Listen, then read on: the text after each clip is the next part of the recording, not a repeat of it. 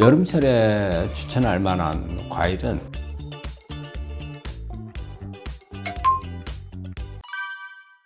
암 환자에게 추천하는 여름철 과일이 있을까요?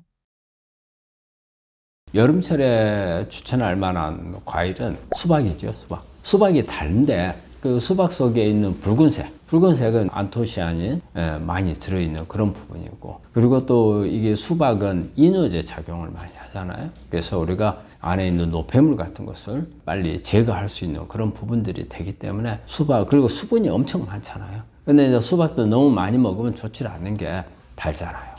그래서 이제 그런 부분들을 좀 주의해야 되고, 그리고 요즘에는 사실 보면 계절의 관계가 별로 없는 것 같아요. 권할 만한 이런 부분들은 여러 가지, 비트라든지, 특히 토마토 같은 경우는 토마토가 되게 보면 상당히 좋은 비타민 A가 많고요. 라이코펜이라는 성분이 많이 들어있죠. 강력한 항산화 작용도 하고, 그리고 이 토마토 속에도 칼륨이 많이 들어있죠. 미네랄이 많이 들어있기 때문에 암 환자들이 되게 탈수가 많이 됐거든요. 세포 탈수가 많이 됐는데, 이럴 때 토마토가 상당히 도움을 많이 주는 그런 부분들이 있어서, 그 외에도 여름철에 이렇게 나오는 채소들을 봐서 재배를 하는 방법이 어떤 비닐하우스라든지 아니면 농약이라든지 이런 부분들, 비료를 너무 많이 치지 않고 친환경이나 유기농으로 할 수 있는 과일들은 다 나쁘진 않아요. 근데 항상 주의할 때 단 부분이 암세포의 성장에 도움을 준다,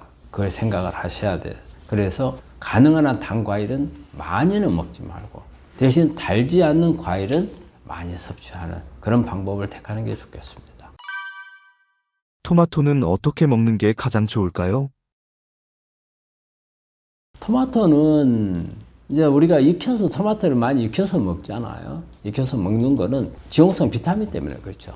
지용성 비타민은 열이 가해졌을 때 활성화가 되거든요. 그런 부분 때문에 그렇고, 그리고 또 안에 있는 식이섬유들이 좀 더 부드러워지는 이런 작용도 있을 수가 있고요. 근데 그냥 생으로 먹는 것도 괜찮습니다. 암 환자 과일 섭취 어떻게 하는 게 가장 좋을까요? 우리 환자분들 취향에 따라서 좀 다를 것 같아요. 이게 즙을 내서 먹는 것을 상당히 꺼려하는 분들도 있어요. 꺼려하기보다도 무슨 맛인지 모르겠다는 분들이 있거든요.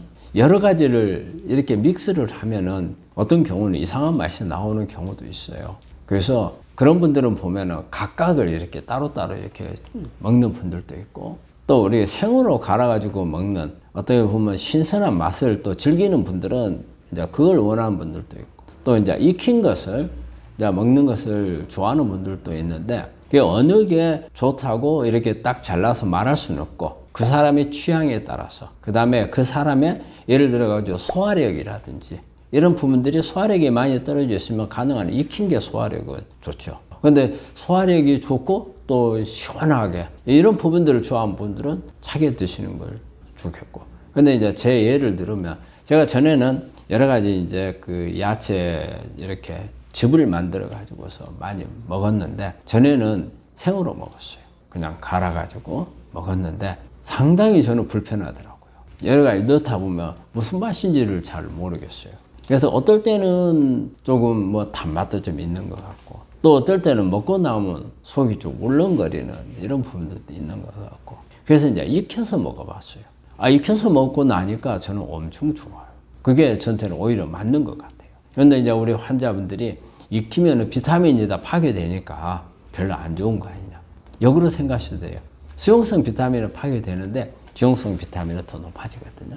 무조건 어느 방법이 좋다 보다도 환자분의 취향이라든지 또 이제 목적에 따라서, 나는 내가 수용성 비타민 C나 비타민 B나 이런 부분들을 좀 더 보충을 하고 싶다, 그러면은 생으로 하시는 게 좋아요.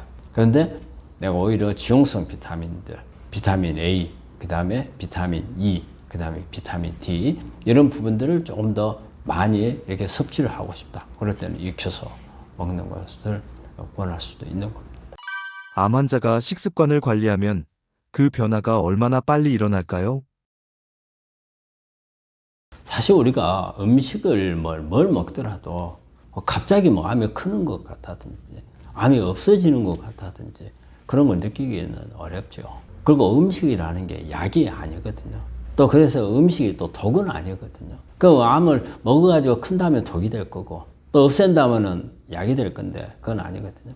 그래서 우리 환자분들이 종종 저한테 이제 이걸 이렇게 이야기하시는 분들이 있어요. 자연치유를 하시겠다고 오세요. 그냥 오셔서 하시는 말씀이 내가 평소에 육식밖에 안 했는데 또 운동도 안 했는데 지금 이제 운동을 좀 하게 됐고 그 다음에 음식을 완전 채식으로 바꾼 게 한 달 정도 됐는데 저 암이 없어졌는가 검사 한번 해 주실래요? 이런 분들이 계세요. 이런 분들한테 제가 그래. 운동이 또 음식이 바로 이렇게 암을 없앨 수 있는 눈에 보이게끔 할 수 있는 그런 기능이 있나. 근데 의외로 그런 부분들에 하시는 분들이 있거든요. 그러니까 이제 그런 분들한테 답을 하기가 참 어려운 게 약을 가지고서 하는 부분들은 지금 안 하려고 하면서 이 부분을 가지면 좋아질 수 있다는 그런 자신감이 있어요. 근데 이분들이 이제 또 문제가 뭐냐. 잘못하면 이분들한테 이렇게 했는데 결과적으로는 암이 컸다. 별로 암이 변화가 없다. 그러면 큰맘 먹고 시작했는데 이게 이제 실망이 돼가지고 오히려 자포자기 해버리는 이런 부분들도 있으시는 것 같아요.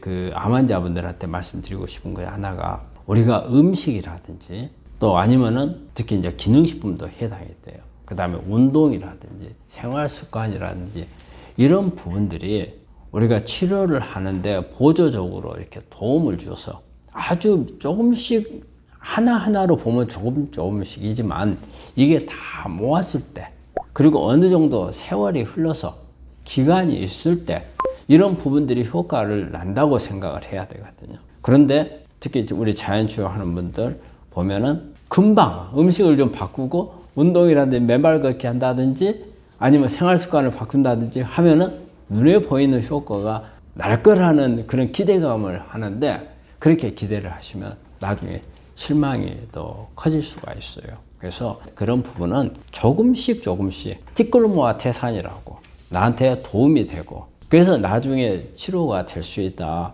이제 그런 부분들로 생각을 해야죠. 그래서 특히 이 이야기를 드리고 싶은 분들은 뭐냐면 현대약을 완전히 배제하는 분들이 이분들한테 꼭 드리고 싶은 거예요. 이런 부분들로 인한 부분은 아주 천천히입니다. 속도가 빠르지 않아요. 또 어떤 경우에는 뭐 빠를 수도 있겠죠. 하지만 전체적으로 통계적으로 보자면 빠르지는 않거든요. 근데 암세포가 성장하는 것은 또 엄청 빠를 수가 있어요. 암세포는 막 무럭무럭 하는데 이런 부분들에서 깔짝깔짝 긁어내는 치료를 할 경우에는 이 성장을 감당을 못해요. 이럴 때는 이것을 포크레인을 한번 집어내줄 필요 있잖아요. 큰 등치를. 그 부분이 현대의학적인 부분이에요. 그런 부분들을 하면서 또 현대의학적인 부분의 단점이 뭐예요? 완전하게 정리를 못해요. 이 완전하게 정리한 부분은 그 자연치유가 이때 도움이 되는 거죠. 그래서 병행을 해서 하시는 게 좋겠고, 그래서 우리가 어떤 음식이라든지 뭐 운동이라든지 이런 부분들이 너무 과대하게 효과가 있을 거라고 생각하는 거, 이런 부분들도 피하시는 게 좋고, 또 어떤 분들은 야 이게 무슨 필요 있어, 이거 해봤자 무슨 소양이 있어, 또 너무 무시해버리는 분들도 있거든요. 그런 부분도 좀 피하시는 게 좋을 거라고 생각을 합니다.